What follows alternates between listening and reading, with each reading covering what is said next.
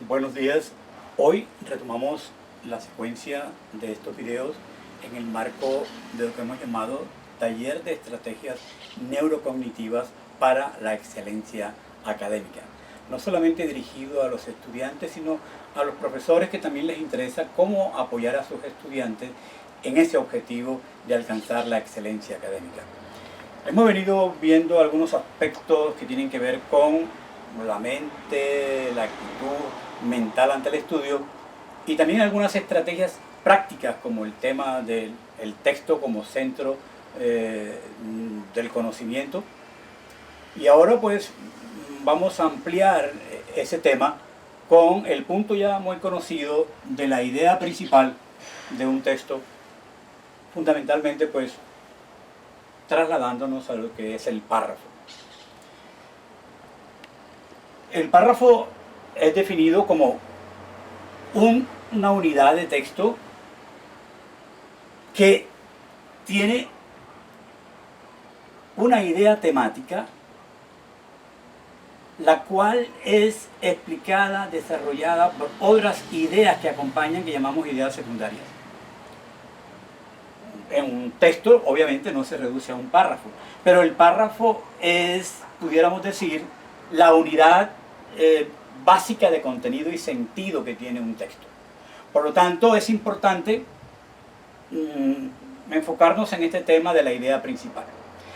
Pero la idea principal ha venido siendo objeto de muchos estudios. Por ejemplo,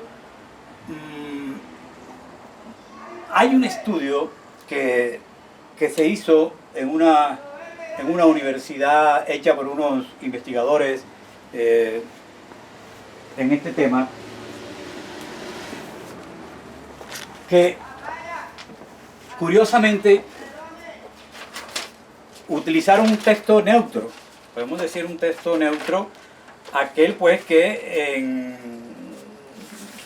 no pudiera, digamos, atribuírsele un sentido ideológico. Y entonces tomaron un texto como el siguiente, que quizás escuchándolo bien, por su brevedad, se puede captar. Entonces tomaron este texto que dice, o ellos mismos lo elaboraron. Se dice que algunos caballos se vuelven locos cuando comen tragacanto. Oiga eso, algunos caballos se vuelven locos cuando comen tragacanto. Casi cegados comienzan a tambalearse y rumiar huesos. Cualquier cosa, incluso alambres de púas. Se les entumecen las articulaciones, el pelo se les vuelve áspero, pronto la muerte pone fin a su misterio. Este párrafo fue la prueba con la cual se examinaron estudiantes de tercer grado, estudiantes más avanzados, como pueden ser futuros profesores y profesores activos,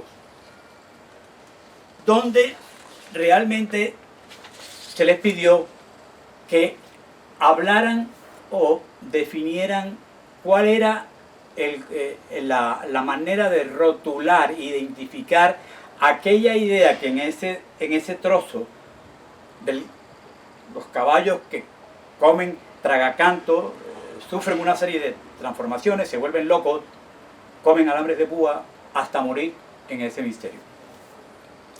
Y se encontró que los que respondieron hablaron de muchas cosas, de la esencia, de la interpretación, de la palabra clave, del resumen selectivo, del tópico, del título, que en este caso no lo tenía, el tema, el asunto, la frase temática y otros fundamentalmente. Entre lo que sería, digamos, la esencia, que se define como un resumen de los contenidos específicos del pasaje, en este caso, los caballos que comen tragacanto se vuelven locos, se desesperan hasta morir.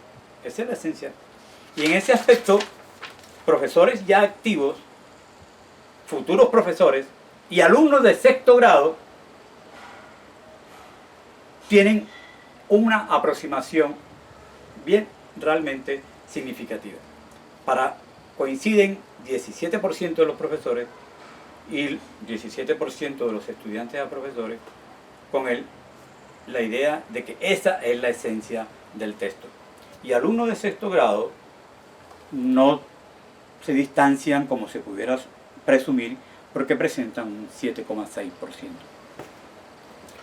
Lo que ese estudio indica es que a través de este ejercicio de querer encontrar la idea principal en un párrafo, ofrece dificultades, porque un texto no es un solo párrafo.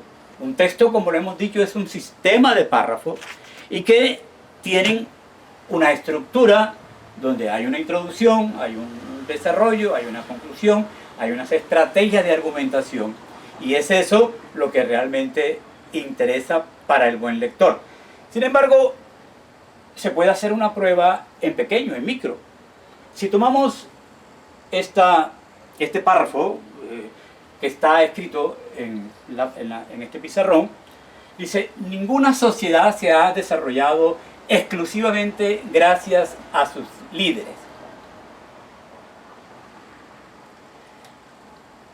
Justo lo contrario. Los grandes avances de la humanidad trascienden el corto plazo y los afanes políticos o electorales, porque surgen de demandas colectivas de abajo hacia arriba, de un consenso social que se traslade a lo político.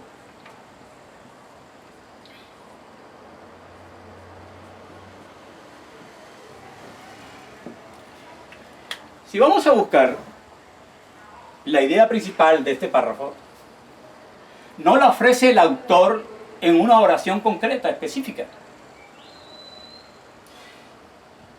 Algunos dicen que la idea principal es aquella oración o frase que si la sacamos del párrafo, el párrafo deja de tener sentido.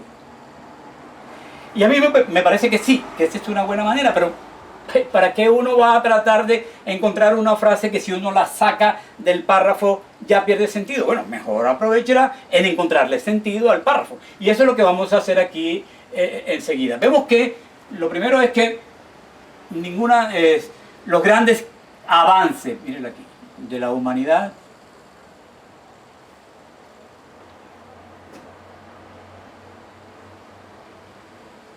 no se han desarrollado exclusivamente gracias a sus líderes. ¿Ya? Y si yo quiero entonces decir cuál es la idea principal, yo tengo que reorganizar el texto. Los grandes avances de la humanidad no han surgido exclusivamente gracias a sus líderes. Y entonces aquí hay una palabra clave que curiosamente no está en el sitio que nos hubiera gustado, que es justo todo lo contrario. Para encontrar entonces la idea principal, justo todo lo contrario, es una frase de esas que llaman conectores, que ayudan y nos dan una pauta al cerebro para prepararse e ir encontrando qué es lo que realmente le da sentido al párrafo. Entonces, si los grandes cambios de la humanidad no se han desarrollado exclusivamente por los líderes, sino todo lo contrario, indica que surgen, como lo dice aquí, porque surgen de demandas colectivas, de abajo hacia arriba.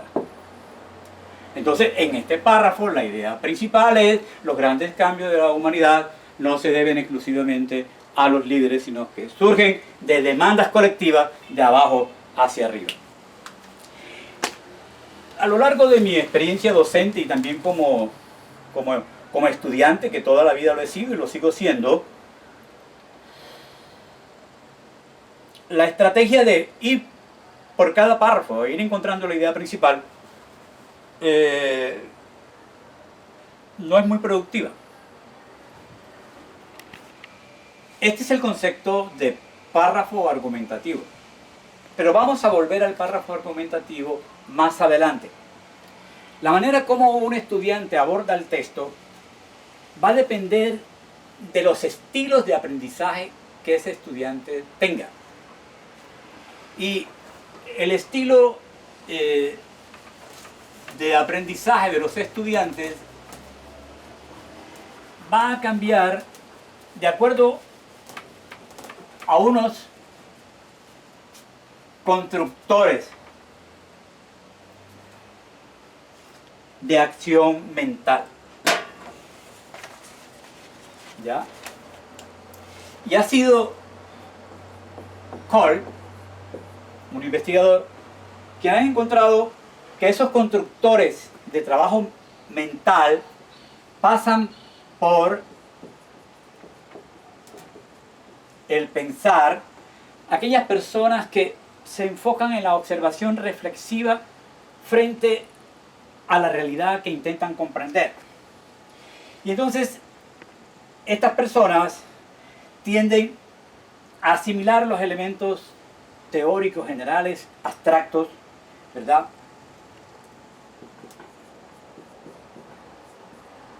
Y hay otros muy parecidos que enfocan la actividad intelectual bajo la actitud especulativa. Estos dos son muy cercanos, pero la diferencia del que especula es que va de lo particular hacia lo general.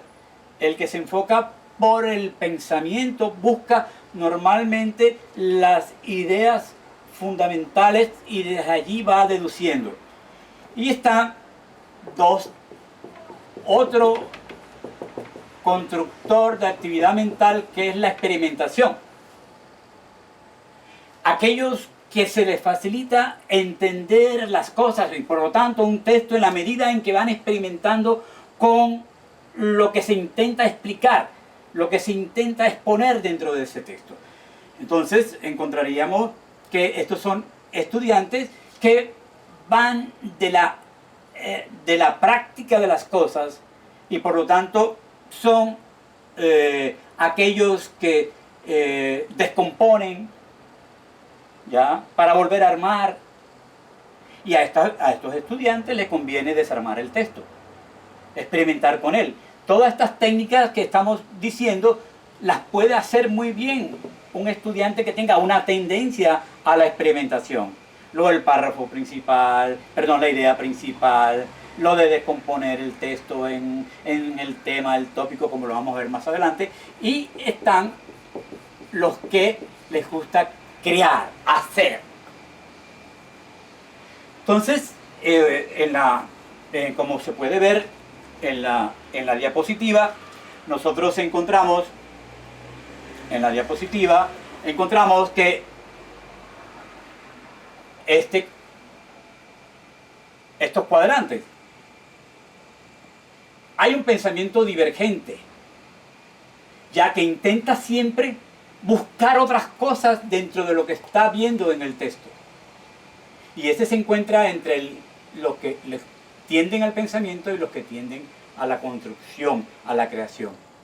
El pensamiento asimilador, ellos tienden a sacarle el jugo a lo que están observando, al texto como tal, y son los asimiladores. Pero entre los que especulan y los que experimentan está el convergente, que él trata de orientar las ideas que se le vienen a la cabeza, las que asocia a lo que está observando. Y entre el experimentador y el constructor está el acomodaticio, es decir, aquel que utiliza los datos, la información que tiene, para ir experimentando e ir construyendo nuevas realidades. Esto realmente hay que tomarlo en cuenta y usted debe ubicar cuál es el estilo de aprendizaje que priva, que es fundamental, que se destaca en su personalidad. Para seguir en esto debemos entender que estamos frente al texto, no frente a un párrafo. Un texto, vuelvo y repito, es un sistema de párrafos, obviamente, donde hay un tema. Y el tema obviamente está relacionado con el marco dentro del cual yo tengo una inquietud a la cual voy a responder. En la idea que tomamos en el párrafo que pusimos al comienzo, ahí el tema sería el cambio histórico y los liderazgos. Pero allí ese sería el tema. pero el tópico es la parte concreta que le interesa al autor, donde él tiene una opinión. Y donde dentro, por lo que uno puede intuir de ese párrafo, a este señor le interesa los cambios para examinar que no ocurren exactamente porque el líder se coloca delante de ellos, sino porque es capaz de detectar, de oír lo que viene de abajo y lo transforma en hecho político a través de sus discursos. Entonces ese sería el tópico, ¿verdad? Esa posibilidad de cambiar, de escuchar lo que viene de abajo, eso sería lo que hace un líder. Y entonces ahí viene la tesis. Para poder saber, la tesis es lo que este señor recomendaría, le daría peso a su escrito. No lo tenemos completo. Por lo tanto, la tesis sería, en cierta manera, la idea principal que allí tomamos. Es decir, los cambios no ocurren por la acción de los liderazgos exclusivamente, sino todo lo contrario. Vienen de unas demandas de abajo hacia arriba, que los que tienen la lucidez las pueden convertir en hechos políticos. Ahí podemos darnos cuenta que una tesis está conformada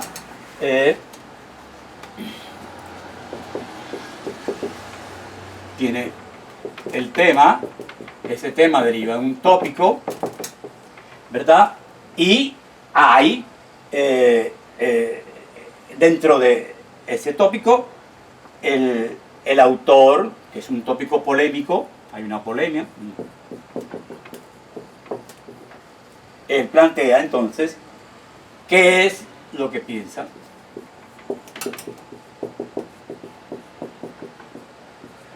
Y este sería su tesis, que coincide con lo que hemos llamado como idea principal. Normalmente cuando uno plantea una idea principal, una tesis, se apoya en datos, referencias, experiencias, expresiones del lenguaje. Eso entra a formar parte de los comentarios. Pero las tesis entonces pueden ser como explicativas. Usted explica, es una relación de causa y efecto. Usted evalúa, por ejemplo, estamos con un ensayo que nos diga cómo ha sido el resultado de las medidas contra el coronavirus en Colombia. Usted está evaluando las medidas que se han tomado y ahí da un juicio a través de una tesis. Usted, hablando de este mismo tema, puede exponer una tesis propositiva frente al problema del empleo que se puede surgir o ya está surgiendo con las consecuencias económicas del coronavirus. Usted propone tal cosa. Y estarían también las tesis que serían de tipo, que serían predictivas o de pronóstico.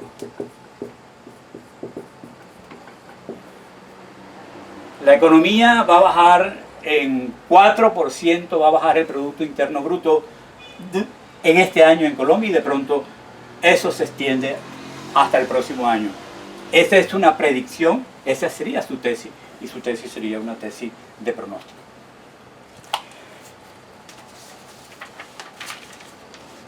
Hay algo que conviene destacar, que ya lo habíamos dicho antes, con respecto a las partes de un texto, la introducción, el desarrollo, que también a veces se le conoce con la expresión de cuerpo.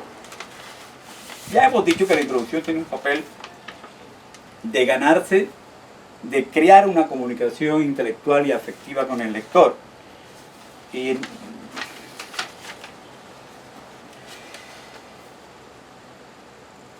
por ejemplo, entre las dos frases que utilizamos acá, en la A y la B,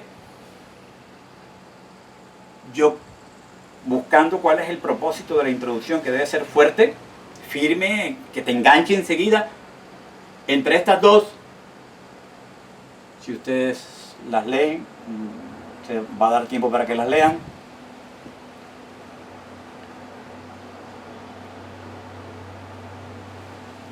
Yo me voy como la mejor introducción, la opción A. No sé qué piensan ustedes.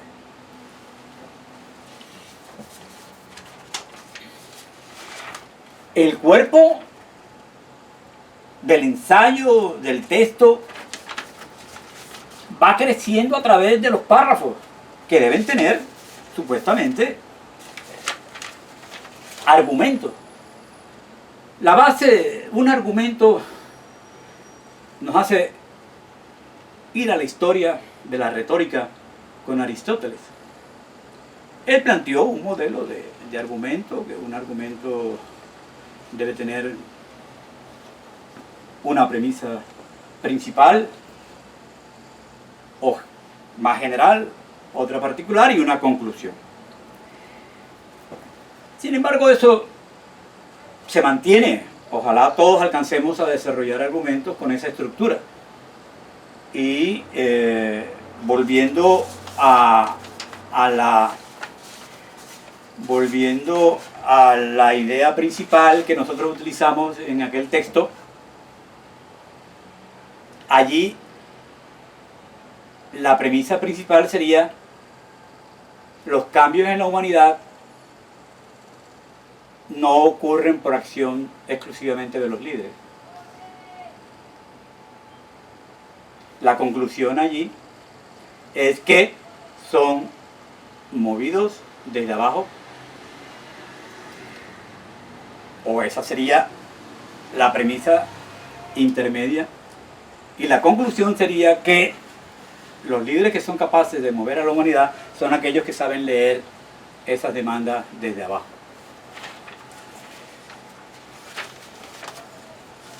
Nuestro amigo Álvaro Díaz, que ya lo hemos citado antes, nos da los 7 pilares sobre los que debe construirse un argumento. Debe tener una cuestión, es decir, un problema. Debe tener una intención, un propósito. Y una conclusión o punto de vista. Pero esa conclusión o punto de vista debe estar respaldada con datos.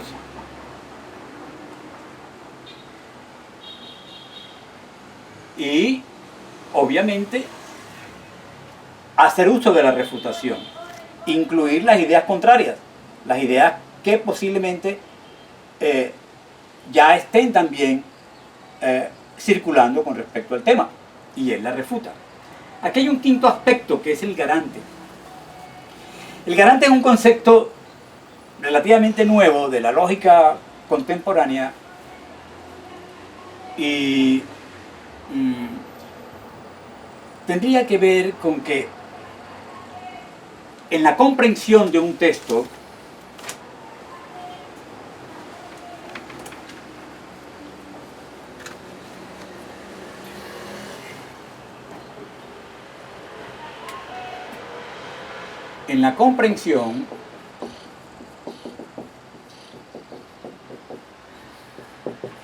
de un argumento,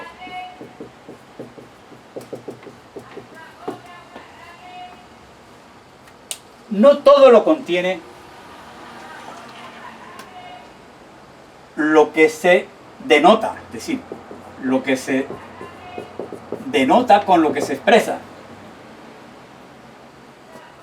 Los caballos que comen tragacanto sufren un cambio en su comportamiento brutal, sufren retorcijones, espasmos, convulsiones, ya comen alambre de púa y terminan muriendo.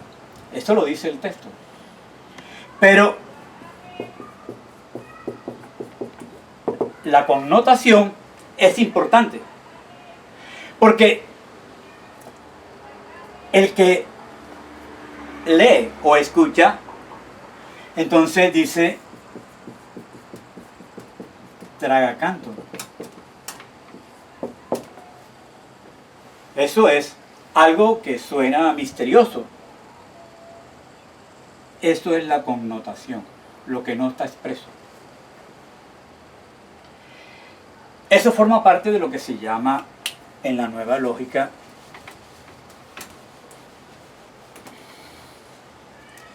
el garante.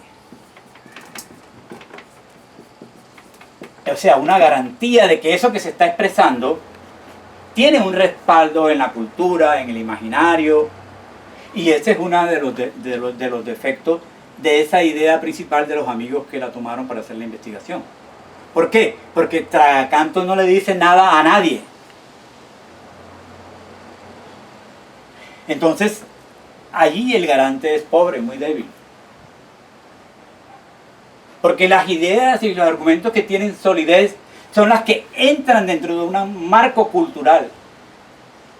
Y allí las podemos darle connotación.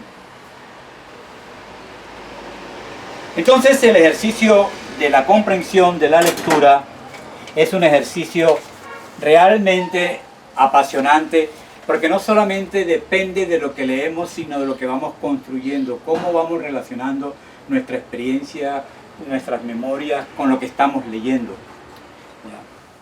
Nuestro amigo Álvaro Díaz trae un tema que me parece a mí de los más importantes, y él llama a esto propiedades retóricas de un párrafo de desarrollo.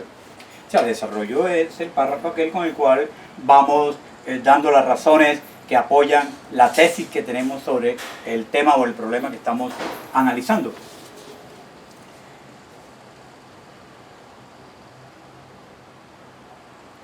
Entonces, el tema de la coherencia, que es la que le da unidad al texto. La coherencia arranca de que usted comience, tiene una parte semántica de sentido.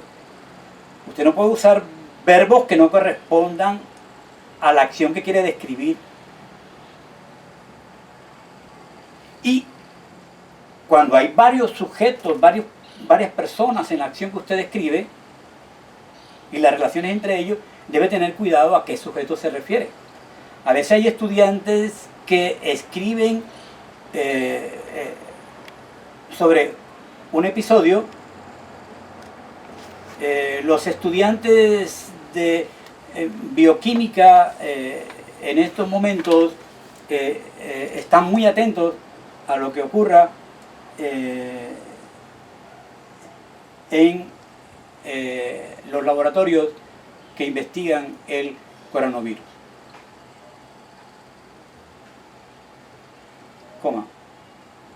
Él presta atención porque el profesor le ha puesto eso como tarea. Usted comienza arriba con los estudiantes en plural, ellos, y después se refiere a ese sujeto, ellos en plural, con el singular él. Ese es uno de los grandes errores que rompen la coherencia en el texto. Eso es lo que se llama cualidades anafóricas, ¿ya?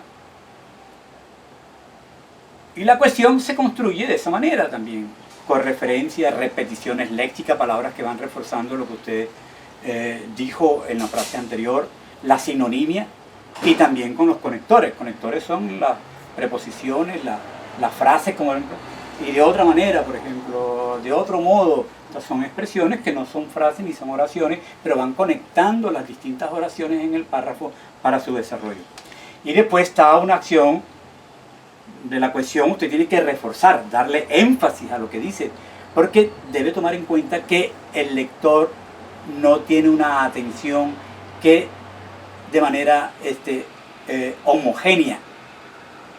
La curva de la atención no es una curva aplanada, es una curva con pico, sube y baja. Por lo tanto, usted debe recuperar la atención a través de esta estrategia de énfasis, repetición, repitiendo su posición, y obviamente también con la concisión. Lo más hermoso de la vida intelectual es leer viviendo lo que el autor está comunicando, y para hacerlo, facilitarlo, estas reglas son de máxima utilidad. Gracias y que continúen muy disciplinados observando las normas de estar en casa. Gracias.